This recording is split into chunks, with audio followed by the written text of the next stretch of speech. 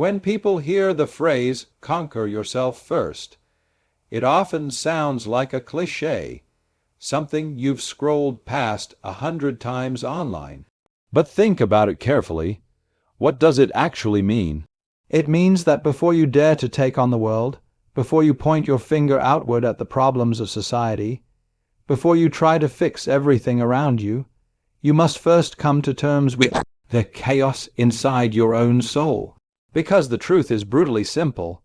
If you cannot put your own house in order, if you cannot discipline your own mind, then what makes you think you can change the world outside of you?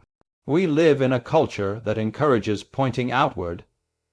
If something goes wrong, blame your parents, blame the government, blame your boss, blame the system.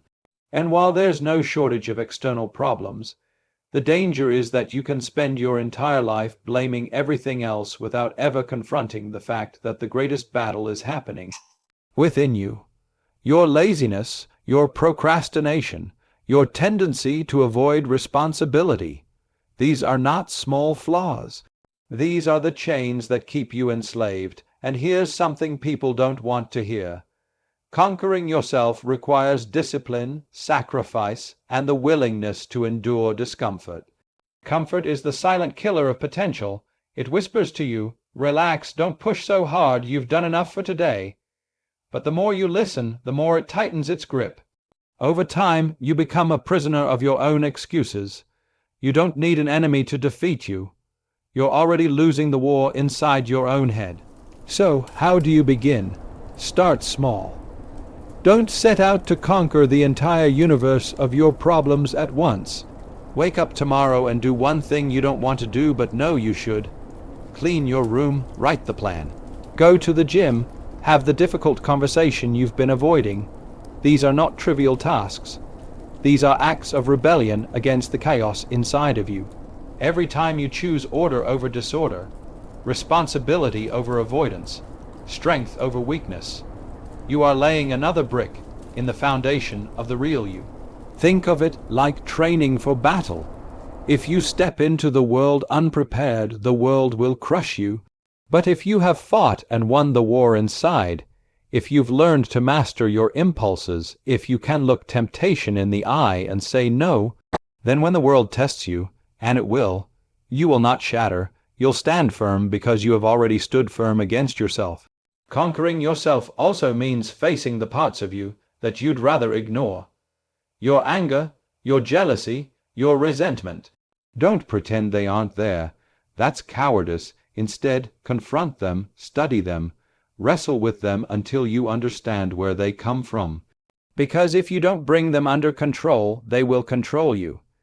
And when you unleash those dark forces on the people you love or on the world, you will regret it bitterly. But here's the reward. Once you've conquered yourself, you gain something infinitely more valuable than money, recognition, or status. You gain authority. Real authority, not the kind handed out by a title or a paycheck, but the kind that comes from knowing you've wrestled with the darkest parts of your being and come out stronger.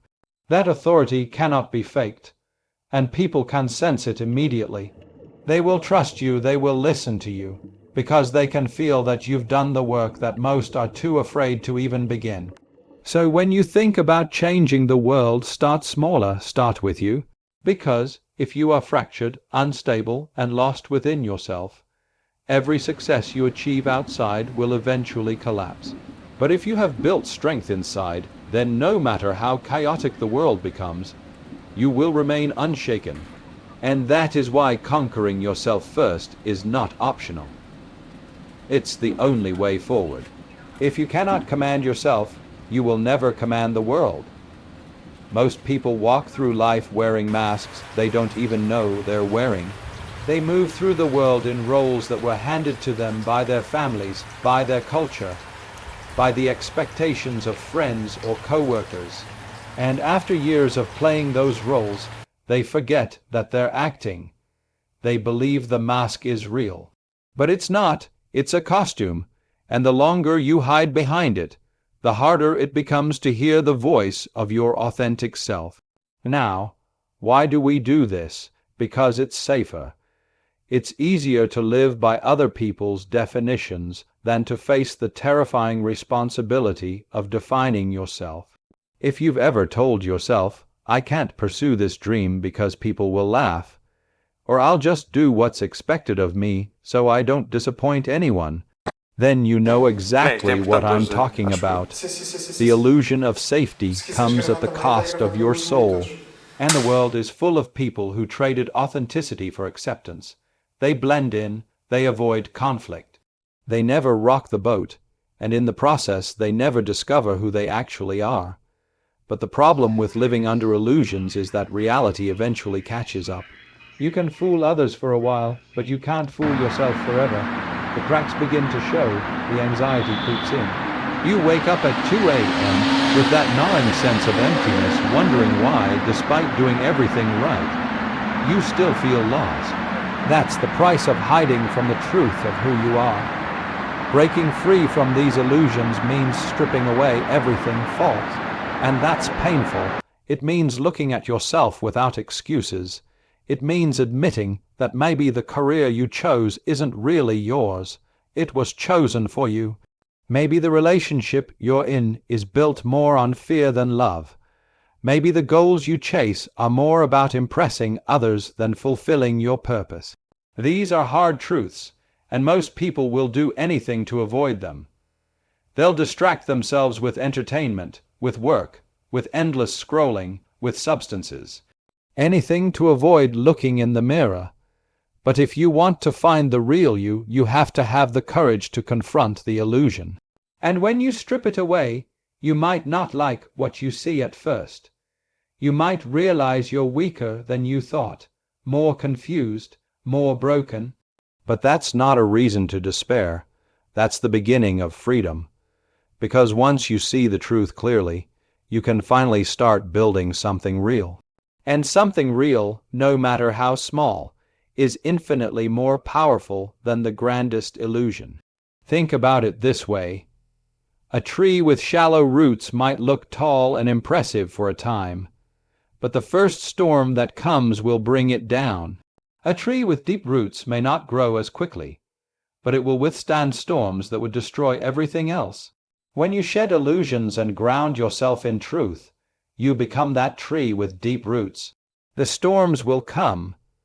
They always do, but you will not collapse because you're no longer pretending to be something you're not. And here's the paradox. When you stop living for appearances, when you stop chasing validation, you actually become far more valuable to the world. Because now, when you speak, people know you mean it. When you act, they know it comes from conviction, not performance. Authenticity has a weight to it, a gravity that illusion can never match. So the challenge is this. Ask yourself, what illusions am I still clinging to? What masks am I afraid to take off? Be brutally honest, because every mask you remove, every illusion you abandon, brings you one step closer to the real you. And the real you is not fragile. The real you is not dependent on applause. The real you is resilient, grounded, and unshakably alive. You will never be free until you stop living the life that isn't yours. Every single person in this room knows what it feels like to wrestle with something inside of them. The doubts that whisper you're not good enough. The fears that paralyze you just as you're about to step forward. The insecurities that flare up in the most inconvenient moments. We spend so much energy trying to silence those voices, pretending they aren't there, as if denial will make them vanish. But the truth is, they don't go away. They grow stronger in the shadows, and the more you avoid them, the more power they have over you. Here's the hard reality. The battle within is not a mistake. It's the essence of being human. Those fears, doubts, and insecurities are not enemies to be exterminated. They are signals. They are messengers telling you where you're weak, where you're unprepared, where you need to grow. If you run from them, you run from your own potential. If you face them, you transform them into strength. Take fear, for example. Fear tells you that something matters. You don't feel fear about meaningless things. You feel fear when something is at stake. That presentation at work, that dream you've been sitting on for years, that conversation you've been avoiding.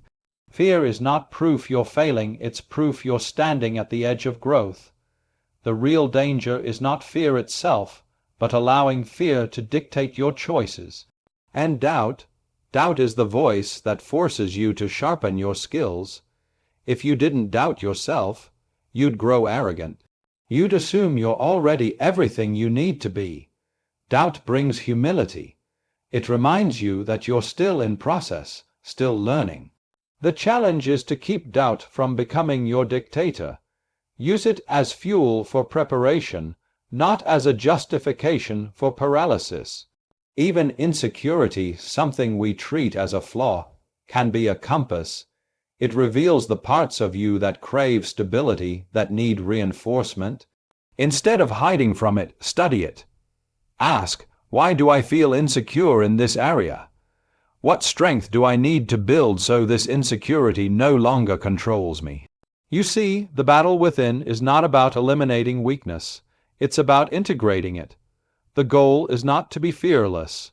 It's to be courageous in spite of fear. The goal is not to be free of doubt. It's to act with conviction even when doubt lingers. The goal is not to be without insecurity. It's to keep moving forward, carrying it with you until it loses its grip. And this is where many people falter. They wait for the day when fear disappears, when doubt is gone, when insecurity no longer exists. That day never comes. Waiting for it is like waiting for the ocean to stop making waves. Life doesn't work like that. The real test is whether you can stand firm even as the waves crash around you. But here's the beauty of it. Every time you face the battle within, you grow stronger. You gain resilience. You prove to yourself that you are not as fragile as you once believed, and that strength accumulates.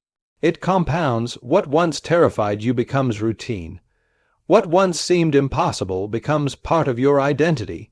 That's how transformation happens, not in one grand moment, but in 1,000 small victories against the voices inside your head. And let me tell you something even more important. When you face your inner battles, you give others permission to do the same. People are starving for examples of courage. They're tired of perfection. They want to see someone who is honest about their struggle, but relentless in their pursuit of growth. When they see you face your fears and still move forward, it lights a spark in them to do the same. So the battle within isn't just for you. It's for everyone who looks to you, your children, your friends, your colleagues. If you surrender to your inner chaos, you don't just fail yourself, you fail them too. But if you confront it, if you wrestle with it honestly, you become a beacon of what's possible. The greatest enemy you will ever face is not out there. It's in here. And the moment you understand that is the moment you begin to win. If you conquer the war within, no force outside can ever defeat you. One of the most difficult truths to accept in life is that every single choice you make is shaping who you are becoming. You can talk all day about your potential, about the things you could do, about the person you might be someday. But in the end, you are not your intentions, you are your actions. And actions are built on choices. What you decide in the small moments, in the quiet hours when no one is watching, is what determines your destiny. We live in a world that makes it dangerously easy to give up that responsibility. Everywhere you look, someone is ready to tell you who to be, what to think, how to live. And it's tempting to let them. It's tempting to hand over your choices to culture, to family, to peers, even to your own excuses, because then you don't have to carry the weight of responsibility. You can say, "I did what I was told," or "that's just how things are," and in the short term it feels easier. But there's a hidden cost. When you outsource your choices, you also outsource your freedom. You become a passenger in your own life, drifting wherever the currents take you, instead of steering toward the future you actually desire. Owning your choices means facing the uncomfortable reality that you are where you are, largely because of what you've chosen. Not entirely. Life throws tragedies and circumstances we cannot control, but even then, you still have a choice in how you respond. That's the one thing no one can take from you. And if you give that up, if you surrender that responsibility, you lose the one power that can never be stolen, the power to shape yourself. Think about how many times we lie to ourselves about choice. You tell yourself, I didn't have time. But what does that really mean? It means you chose to prioritize something else. You tell yourself, I couldn't help it, but that's rarely true. What really happened is you chose the easier path, the one that required less effort, less courage, less discipline. These aren't small lies, they're acts of self-betrayal. Because every time you make an excuse, you reinforce the habit of giving away control over your own life. And here's the hard part. The weight of all those small choices adds up. Skip the workout once, and it's no big deal. Skip it for months, and you become weak. Avoid one difficult conversation, and nothing collapses. Avoid them for years, and your relationships disintegrate. Neglect your responsibilities for a day, and the world doesn't end. Neglect them for long enough, and your life becomes chaos. The direction of your entire existence is nothing more than the accumulation of thousands of small, often invisible, choices. But here's the good news. Just as bad choices accumulate, so do good ones. Every time you take responsibility, every time you own your decisions instead of blaming someone else, you build strength. You develop integrity. You carve out a spine of steel that cannot be bent by convenience or intimidation. And over time, that becomes who you are. A person who can be trusted, a person who commands respect, a person who looks in the mirror without flinching. This doesn't mean you won't make mistakes. Of course you will. Everyone does. But owning your choices also means owning your mistakes. And when you do that, when you say, yes, that was my decision and I'll learn from it, you transform failure into fuel. You rob it of its power to define you. People who refuse to take responsibility for their mistakes remain stuck in them forever. People who face them honestly rise above them. And the irony is that when you finally begin to own your choices, when you stop outsourcing responsibility, life actually becomes lighter, not heavier. Because the truth, as terrifying as it may seem, is liberating. You're not powerless. You're not doomed by circumstance. You have agency, and the more you exercise it, the freer you become. So ask yourself, who is making your choices? You or the world around you? You or your excuses? You or your fears? Because until you answer that honestly, you'll never truly know the real you. The life you long for is built or destroyed by the choices you own today. There's a reason so many people achieve what they thought would make them happy, only to feel empty once they get there. They climb the ladder, only to realize it was leaning against the wrong wall. They sacrifice years chasing wealth, recognition, status, only to discover that none of it feels meaningful when they finally hold it in their hands. Why does this happen? Because they never stopped to ask a deeper question. What do I actually value? Without answering that, success becomes a mirage. It looks real from a distance, but when you arrive, there's nothing there. Every one of us has values, principles, truths, things that matter most, but most people never take the time to identify them. Instead, they adopt the values of those around them. If your culture worships money, you chase money. If your family worships approval, you chase approval. If your friends worship comfort, you chase comfort. And in doing so, you confuse imitation for purpose. You think you're building a meaningful life, but really you're just copying someone else's template. The problem with living by borrowed values is that they cannot sustain you when life gets hard. Because life will test you. It will push you into the storm, and in those moments, only your true values will anchor you. If you don't know what those values are, you will be tossed around by every wind, swayed by every opinion, broken by every setback. But if you're aligned with your core values, you'll stand firm, even when the ground shakes beneath you. So, what does it mean to align with your values? It means living in such a way that your actions match what matters most to you. It's not about perfection. It's about integrity. If you say you value honesty but compromise it whenever lying feels convenient, then you don't really value honesty. If you say you value family but consistently put work above them, then work is your real value, not family. And if you say you value growth but avoid discomfort at every turn, then comfort, not growth, sits at the center of your life. Living out of alignment creates inner conflict. That's why so many people feel restless, anxious, or unfulfilled, even when they appear successful.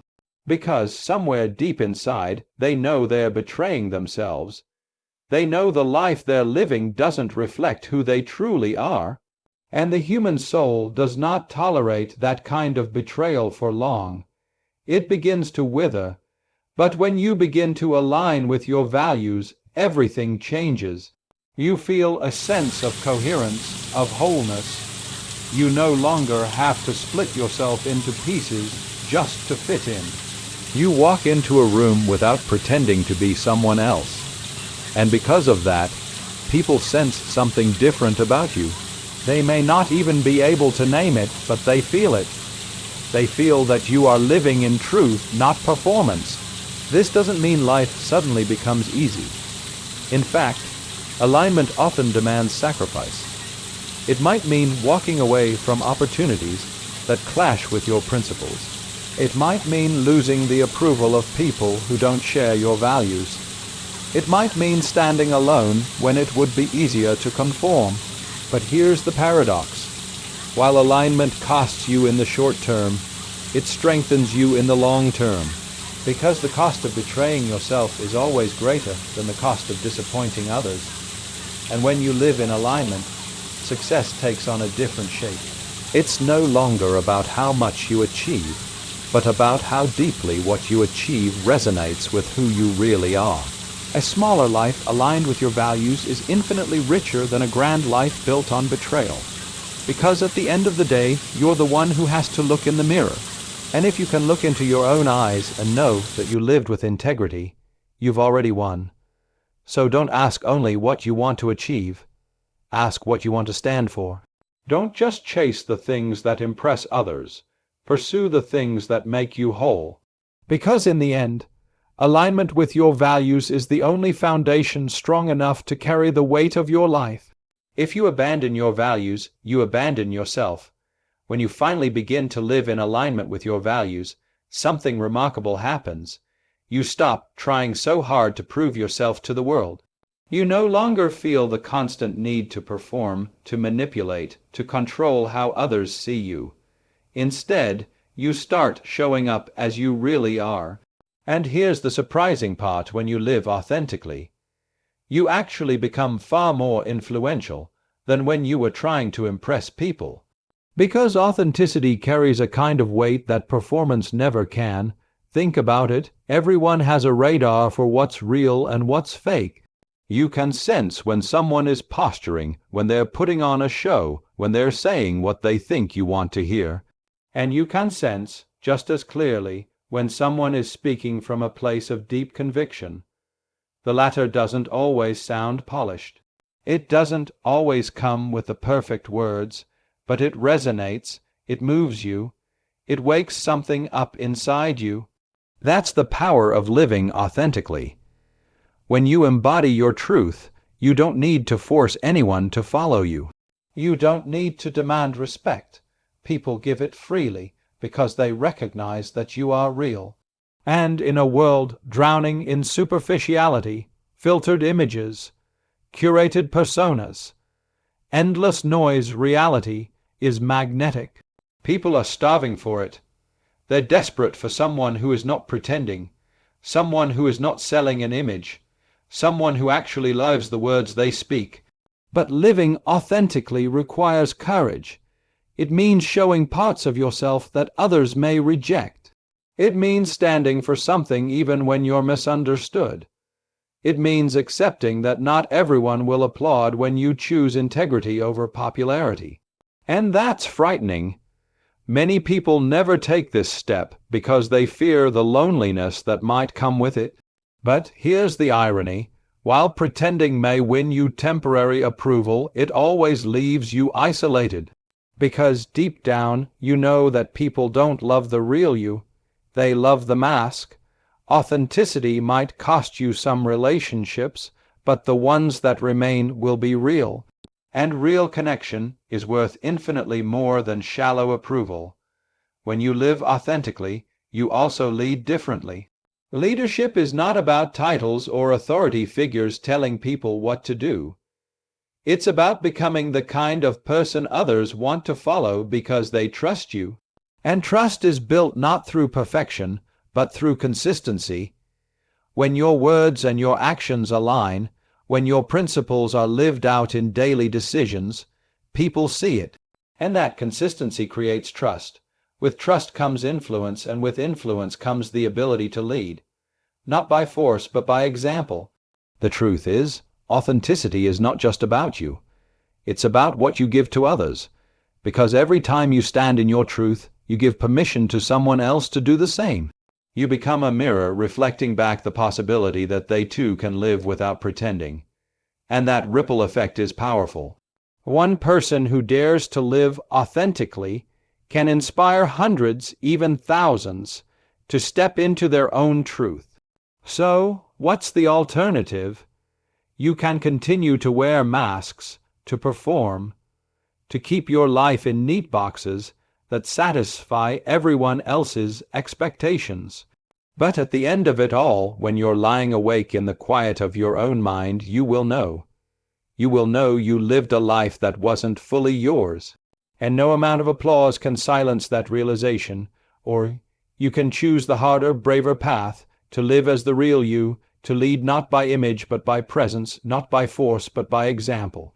And when you do, you'll not only liberate yourself, you'll liberate everyone who crosses your path. When you live authentically, you don't just change your life. You become the spark that changes the world. You see, the greatest journey you will ever take is not across oceans or continents. It is the journey inward.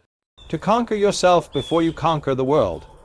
To strip away illusions and face what's real. To battle your fears and doubts until they become the very ground you stand on. To own your choices without excuse. To align your life with what matters most. And finally, to live so authentically that your very presence becomes a light in the darkness for others. This is not an easy path. It will demand discipline, courage, and sacrifice. But it is the only path that leads to freedom, to meaning, to a life that is truly yours. So stop waiting, stop pretending, stop drifting. Step into the fight that matters most, the fight for the real you. Because once you find that person, the world will never look the same again. The real you is waiting. Don't keep them waiting any longer.